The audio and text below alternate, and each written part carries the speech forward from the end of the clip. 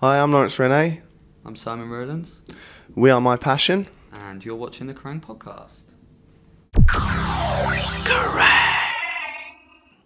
So joining us on this week's Kerrang podcast is Laurence and Simon of My Passion. Hey. Howdy. How are things in the My Passion camp this week? Brilliant, they're all kicking off, aren't they? Busy boys. Yeah, because it's the new album time coming up and the new tour as well, so it's all happening. We're just getting ready for that. It's like the last minute rush. So everything, you think you're prepared, don't you? And then it kind of all happens at And once. something falls on your head and you're kind of like, oh god, I've got so much to do. Yeah, but looking forward to it, really excited. Cool. So inside this machine, it's finally coming out. Yeah. How do you feel now that it's about to hit the shelves? Relief. Yeah. A little bit of nerves about like the response, but I think it'll be good. I think people will appreciate the way it's been going and how long it's taken us for it to come to fruition and stuff. And I think we love it, so it's kind of hopefully everyone else will like it. I think our fans will love it because it's kind of taken what we had initially and formed the My Passion sound. We're taking it further, much further. So yeah, and explored lots of different avenues, and we're really happy with it. So hopefully that will carry over to other people, and hopefully we'll pick up a lot of new fans and people who maybe doubted us before. Win over those people. So that's what we're hoping. Anyway. Cool. Because I remember we did a news story ages ago when you were in the studio. Yeah. And you were a 4-piece then. Yeah. Can you tell us about the recording process and what it was like at the time? Was it quite a stressful? Just try and remember back. It was so long ago. It was quite hectic, but we kind of went in there with all the pre-production done anyway, so we were pretty ready to do the work, weren't we? But obviously every recording, it takes a while. Obviously with the drums, it's a 7-day period of just drums, so everyone's just sort of sitting there.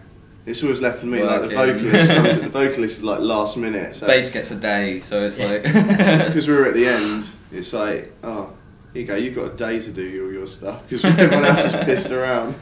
No, we're quite organised, so it worked out really well. We had a great time down there, because we worked with John Mitchell at Outhouse Studios.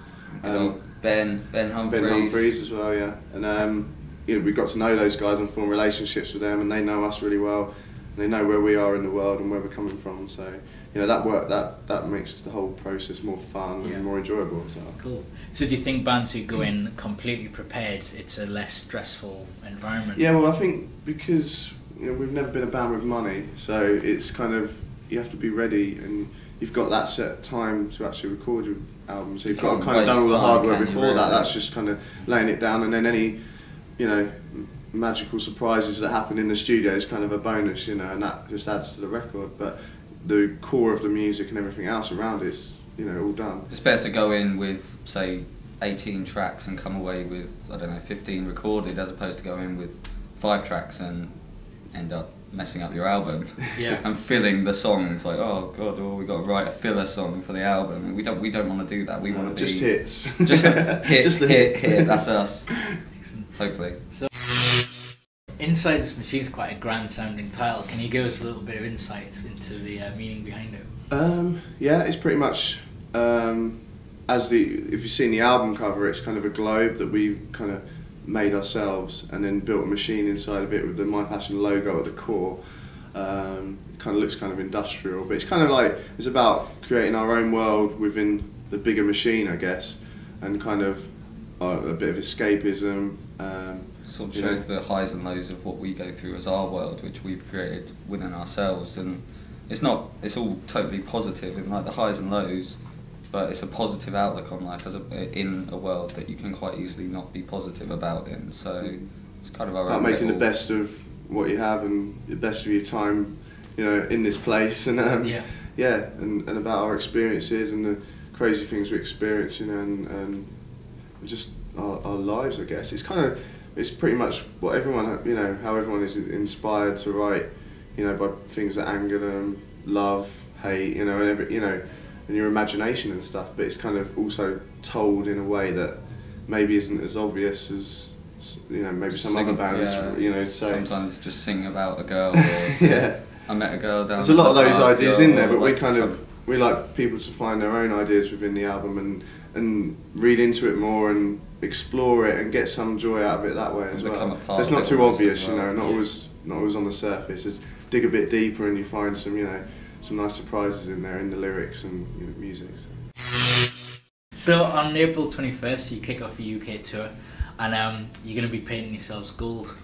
Yeah, we will be for that. No, people are going to be painting us gold on this tour. Right. We're not doing it to ourselves. Or we're going to get each other to do it, because you can't reach it back. Right. It's impossible. It looks brilliant live and with the lights on it, and it's great to have a different, fresh thing for each tour. And we want to kind of do that each time we go out, to have something new to kind of, you know, inspire people and to excite people and to entertain them as well. You know, because I think it's up to bands like us to kind of put it out there and try different things, and you know, it keeps it exciting for us as well. And it's the gold thing is quite different for our usual, you know, black stuff that we're wearing today. So, you know, because now you look like 5 Oscar statues. Yeah, 5 Oscars, which is what we hope to get. Yeah. So, I mean, how do you get it off your skin at the end of the night? Because some venues might not have the best shower. We've had to make sure we're playing venues with adequate shower facilities. That's it. That is the only specification that we brought to the table.